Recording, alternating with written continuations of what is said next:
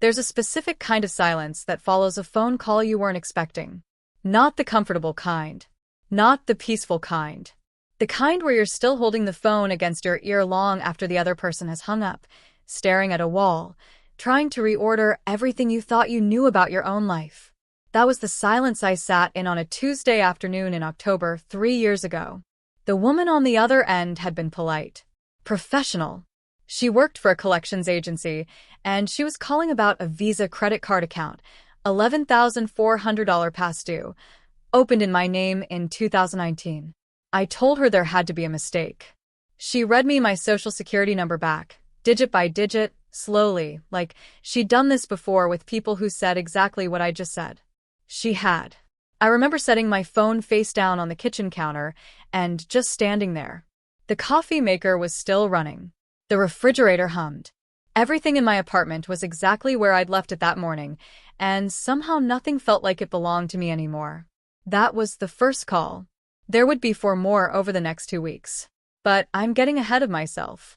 Because to understand what my brother Marcus did, you need to understand what our family looked like from the outside, and what it actually was on the inside. We grew up in a mid-sized city in the Midwest, the kind of place where everyone knows which families have money and which ones are pretending. My parents were somewhere in the middle. My father worked in municipal contracting. My mother managed a dental office. They weren't wealthy, but they were stable, and stability in our house was treated like a moral virtue. Marcus was 4 years older than me. He had the kind of personality that fills a room without trying, loud in a way that read as confidence, generous in a way that read as character. People liked him immediately. My parents adored him in the particular way that parents adore a child who confirms their best image of themselves. I was quieter. I worked harder in school, went to a state university on partial scholarship, graduated, and built something modest but mine. A small apartment. A decent job in healthcare administration. A clean credit score I had spent years protecting because I'd watched what debt did to people, and I wanted no part of it. That credit score was the thing Marcus needed. I didn't know that yet, of course. In October of that first call, I didn't know much at all. What I knew was that I had a collections notice for a credit card I had never applied for, and the number was large enough to make my hands feel cold. I filed a dispute that week with the credit bureau. Standard procedure. They told me to expect a response within 30 days. What I did not do, and I want to be honest about this, was immediately suspect Marcus. That came later. At first, I assumed it was a data breach. Identity theft from a third party. It happens constantly, and it felt like the most reasonable explanation. I changed my passwords, froze 2 of my other accounts, and waited. The second call came 11 days later. Different collections agency. Different card. This one was a MasterCard, $7,200 in arrears. Opened in 2020. Same social security number. Same date of birth. Billing address. A P.O. box I had never used. And that's when the feeling shifted. Data breaches don't usually produce 2 separate fraudulent accounts over 2 separate years. Fraudsters working off a stolen database don't typically maintain a years-long pattern with consistent billing details. This was someone who had access to my information more than once. Over time. Someone who had opportunity. I remember thinking that thought, and then immediately trying to push it away.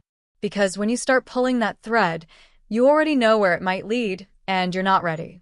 I wasn't ready.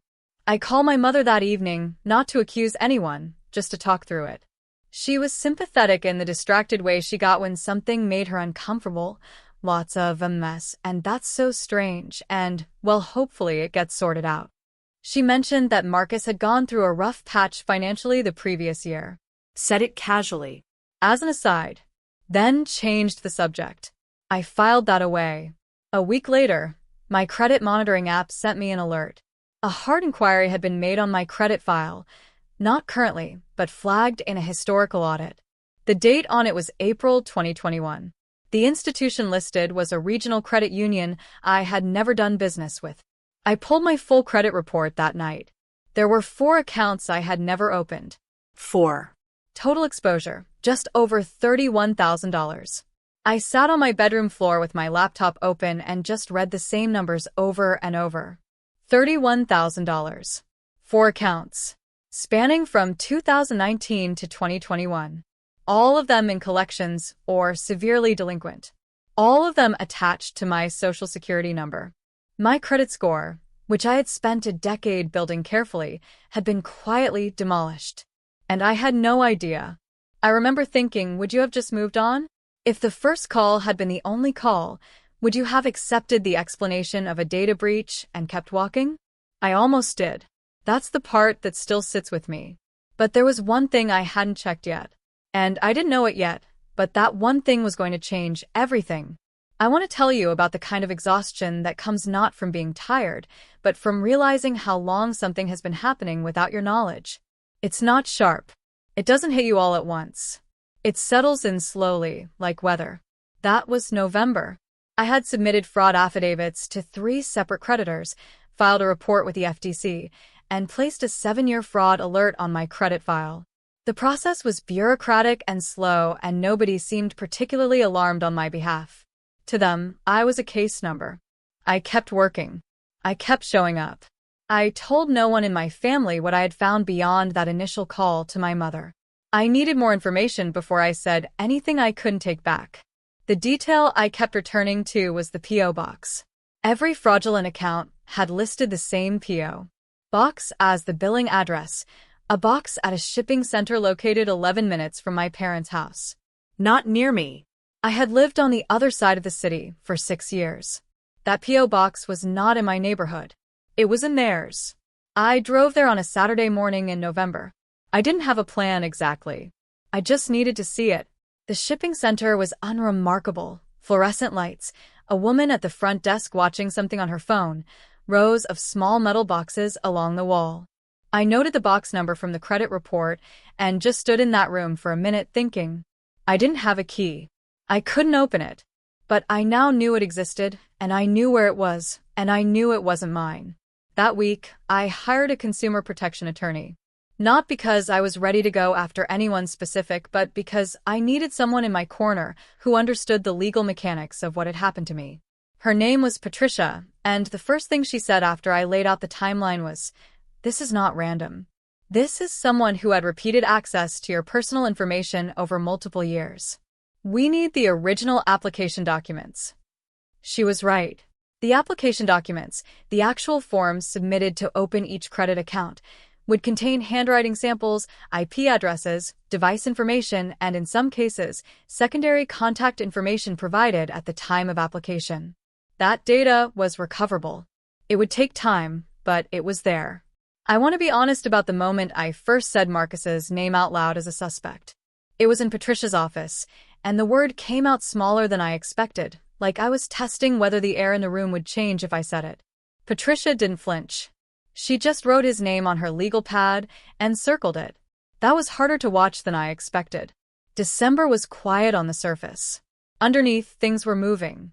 Patricia sent formal legal requests to each of the 4 creditors for the original application documents under the Fair Credit Reporting Act and applicable fraud statutes.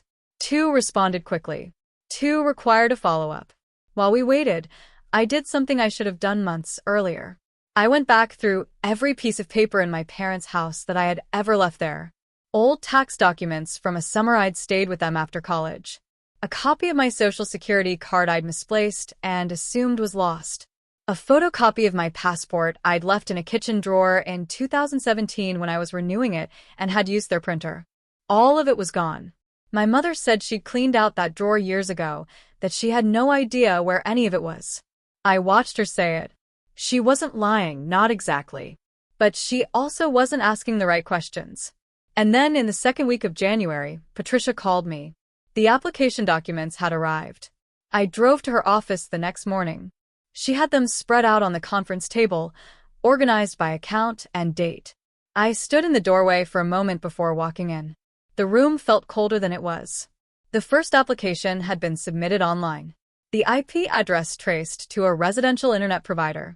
The secondary contact phone number listed on the account, the number a creditor would call if the primary number didn't reach me, was a number I recognized.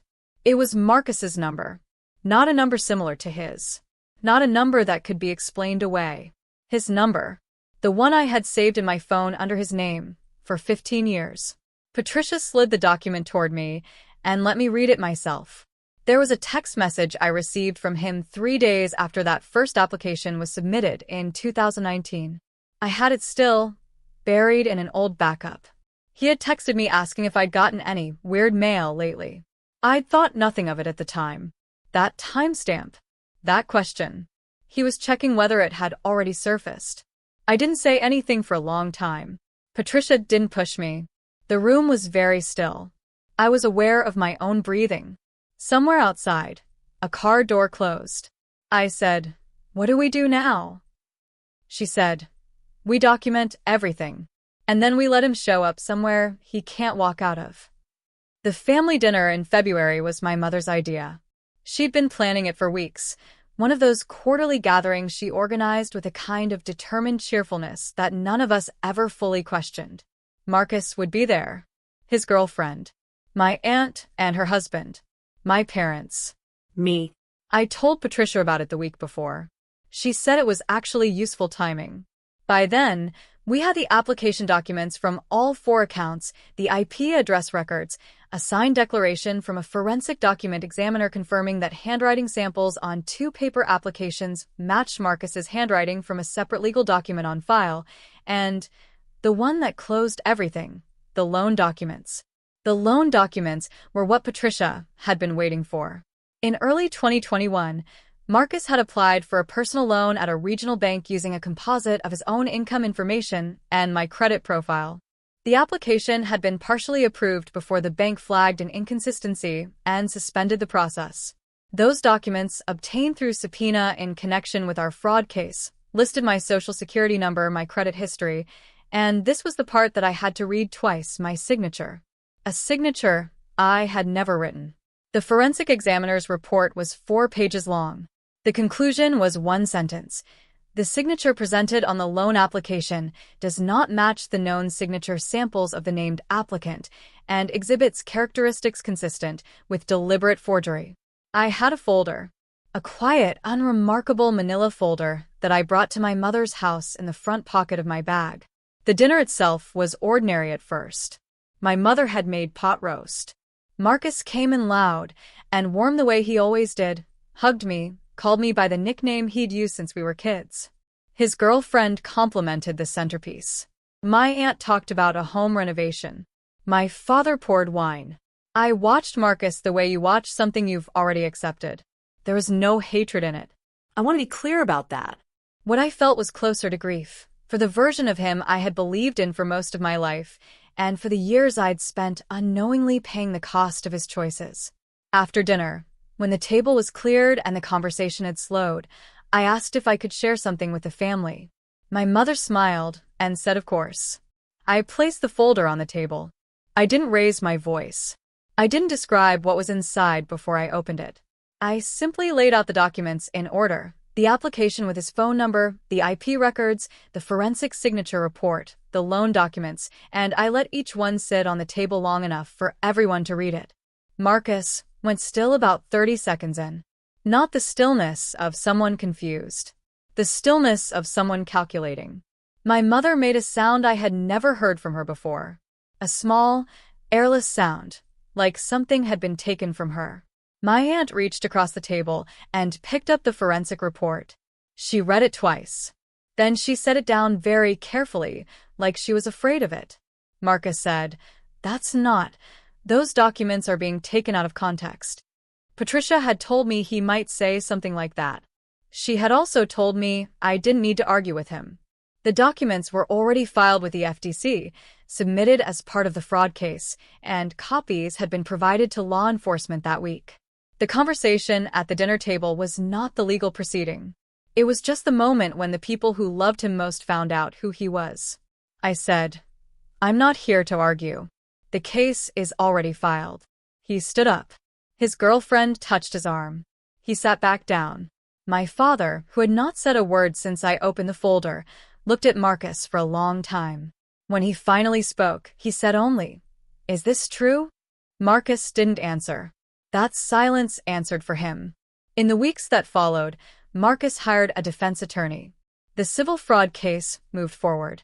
He ultimately entered into a settlement that required him to repay the full $31,000 in structured payments, a process that will take years. There was no dramatic courtroom scene. There was no public confrontation. There was paperwork and timelines and a slow, methodical restoration of what he had taken. My credit score, which had dropped to the low 500s, has been fully rehabilitated. Every fraudulent account has been removed. The collections agencies have closed their files on my name. I won't tell you that everything in my family is fine now. It isn't. Some things, once you see them clearly, cannot be unseen. My relationship with Marcus is something I'm still deciding what to do with.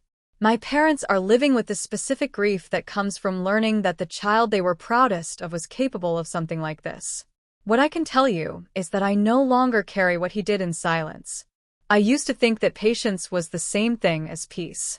That waiting quietly, not making waves, not demanding things from people who weren't willing to give them, that this was a form of strength. I don't think that anymore.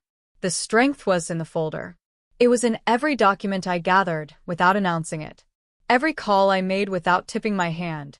Every morning I went to work and functioned normally while building a case in the background that could not be dismissed, could not be reframed, and could not be taken out of context.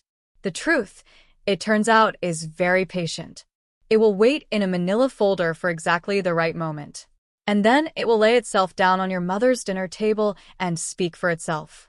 If this story resonated with you, subscribe for more real stories about family, betrayal, and the quiet power of documented truth.